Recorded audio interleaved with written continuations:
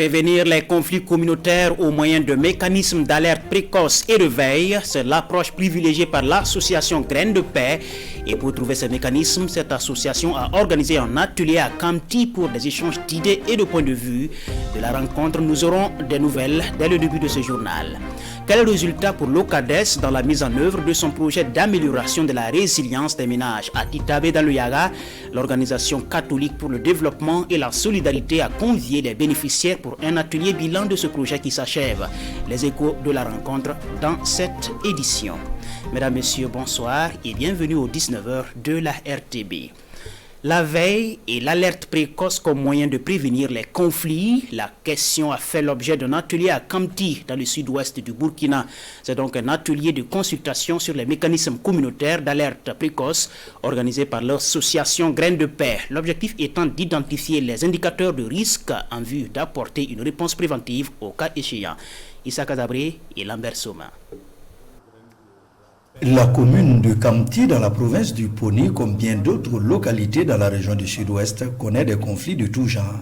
Pour arriver à prévenir toutes ces crises, l'association Graines de Paix s'engage en invitant à un atelier les leaders d'opinion de la localité. Nous avons aussi des sites d'exploitation d'or qui est source aussi de conflits. Et c'est pour cela que nous avons choisi la commune de Kamti pour parler de la question de la paix. Si nous voulons vivre ensemble, nous devons respecter l'autre. Durant 48 heures, les participants auront des ateliers de groupe, mais ils seront surtout outillés sur les mécanismes communautaires d'alerte précoce. Nous allons parler des conflits. C'est quoi le conflit? Comment gérer les conflits? À la fin, nous voulons mettre en place ce qu'on appelle un comité de veille qui va travailler pour pouvoir alerter toute situation. Identifier les indicateurs et cartographier les mécanismes d'alerte précoce et de veille en vue de prévenir les conflits et lutter contre l'extrémisme violent, c'est l'objectif principal de cet atelier. Les organisations de la société civile de la région du Centre-Nord apportent leur contribution au processus d'adoption du référentiel national de développement du Burkina. Une rencontre a eu lieu les 28 et 29 avril à Kaya. À cet effet, pendant les 48 heures de travaux, les participants à la rencontre ont fait leurs propositions pour des actions de développement où tous les citoyens trouvent leur compte. Martin Wawawedraogo et Yakuba Kuala. Cette conférence régionale sur la redevabilité sociale est un cadre pour les OSI de formuler des propositions pour une meilleure prise en charge des aspirations des populations dans les sphères de décision. Nous allons pouvoir faire des propositions, dire réellement notre région souffre de quoi, qu'est-ce que nous pensons que ça peut être une solution pour notre région. Et nous allons justifier tout ça à travers un écrit que nous allons transmettre au niveau national. Et puis le niveau national va prendre ça en compte dans les sphères de décision. Depuis 2018, ces consultations des OSC se tiennent dans toutes les régions. Il est attendu de ces participants d'autres propositions pertinentes pour une meilleure gouvernance au Burkina. Notamment, il y a 3 communications principalement qui seront faites pour mesurer l'apport des OSC dans ce nouveau référentiel-là et recueillir bien évidemment des contributions ou des opinions pour améliorer en tout cas la contribution des OSC dans ce nouveau référentiel-là afin qu'il reflète véritablement les aspirations des citoyens en vue du développement du Burkina Faso. Cette conférence sur la redevabilité sociale se tient sous le thème principal « Contribution de la société civile au processus d'adoption du nouveau référentiel en matière de développement au Burkina ». Les professionnels de la culture et du tourisme dans les hauts-bassins se mettent ensemble pour mieux valoriser leur secteur d'activité. Une rencontre de concertation a eu lieu cette semaine à Bobo-Dioulasso entre les acteurs de développement culturel touristique et la concertation devait leur permettre d'harmoniser leurs actions afin de bien tirer profit du potentiel qui existe pour le développement de la région. Kassoum Milogo et Ismaël Saturnin Paris. Créer un cadre de discussion et de dialogue pour cerner les difficultés qui minent le domaine de la culture et du tourisme au Burkina. C'est tout l'enjeu de cette rencontre. Un cadre de concertation entre acteurs culturels et touristiques des hauts-bassins sur l'avenir de leur secteur. Nous avions convoqué en tout cas les opérateurs en matière d'art, culture et tourisme pour échanger sur un grand programme que notre région va pouvoir mener dans les années à venir. Donc pour un peu améliorer la gouvernance dans le milieu du tourisme et de l'art et encourager les industries créatives pour permettre aux artistes, aux acteurs de ce domaine de vivre de leur travail. La région des Hauts-Bassins a été choisie comme région pilote de mise en œuvre du programme d'appui aux industries créatives et à la gouvernance de la culture. La généralisation du projet aux 12 autres régions dépendra des résultats que la première va engranger. Ce projet est vraiment porteur pour nous, surtout que nous commençons par nous. Et pour que ce soit une réussite, il faut que les premiers concernés même s'investissent en fait et qu'ils puissent mieux comprendre le projet pour adhérer. Ce cadre de concertation est une initiative du Conseil régional des Hauts-Bassins et de la Direction régionale de la culture. Son financement est assuré par l'Union européenne et le gouvernement burkinabé. À présent, je vous amène à la découverte d'une technologie désormais à la disposition des ménages en milieu rural. Le Bitatore panier est une technologie d'origine traditionnelle améliorée par la recherche pour faciliter les activités ménagères. Tenez, l'outil peut être utilisé dans la cuisson et la conservation des aliments à chaud. C'est à Nanoro, dans le centre-ouest, que la technologie a été présentée aux potentielles utilisatrices. Amadou Ilboudo et Sébastien Zongo nous présentent le panier Bitatore. Je prononce bien. Ces paniers ne sont pas ordinaires. C'est une technologie baptisée Bitatore, un nom en langue nationale morée qui signifie autocuiseur. Le Bitatore permet de poursuivre et de terminer la cuisson des aliments précuits et c'est l'occasion pour ces femmes de partager les connaissances qu'elles ont reçues sur son utilisation à travers la cuisson du haricot. Après 45 minutes, le haricot n'est pas cuit, mais on descend la marmite et on l'enferme dans le Bitatore. Après 2 heures de temps, c'est cuit et ça reste au chaud pendant longtemps. Le Bitatore conserve aussi le repas chaud pendant plus de 24 heures et la boisson fraîche pendant près de 15 heures.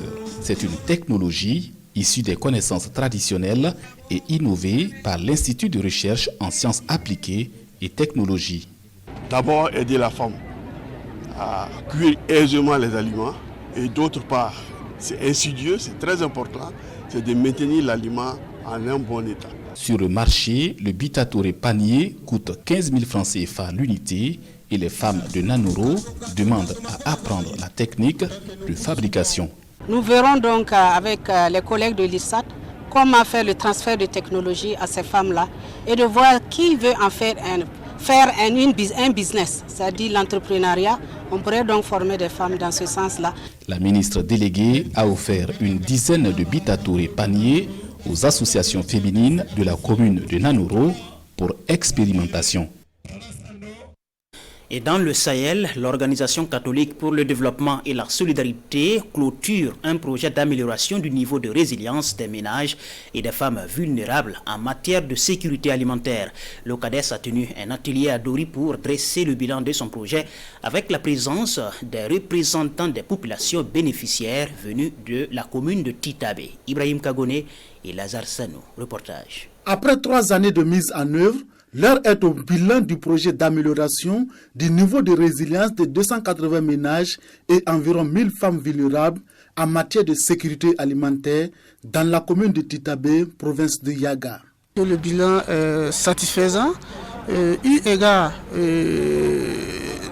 les difficultés que nous avons rencontrées, l'insécurité grandissante au niveau de la zone d'intervention et également tout récemment aussi avec l'apparition de la pandémie du Covid-19 qui a freiné vraiment l'élan de la bonne mise en œuvre des différentes actions au niveau du terrain. Ce projet a été vraiment exécuté pas dans les meilleures conditions, mais il a été quand même bien exécuté vu les résultats que nous avons aujourd'hui. Il ressort que plusieurs bonnes pratiques ont été acquises dans les domaines de l'élevage, l'agriculture, de formation sur la communauté d'épargne et surtout la cohésion sociale. C'est fort de ce constat que l'État s'engage à accompagner tout type de projet allant dans le sens de l'amélioration des conditions de vie des populations. Des projets donc pour permettre aux communautés de reconstituer les cheptels sont les bienvenus. Et chaque fois que nous aurons l'occasion, nous allons faire le plaidoyer pour que là où la situation sécuritaire le permet, que les populations déplacées donc puissent repartir et vaquer librement à leurs occupations. Le projet a été mis en œuvre avec l'appui technique et financier du partenaire Misereo, œuvre de l'Église catholique en Allemagne. Un tour à Dissine à la découverte de la bière la plus prisée. Elle est locale, produite sur place et consommée par les habitants de tous les âges. Le Dolo d'Agara est un breuvage qui est une partie intégrante de ce groupe social de la région du Sud-Ouest. Suivant le reportage de Alidou Badini et Sekou Zango. 3 grosses marmites au feu.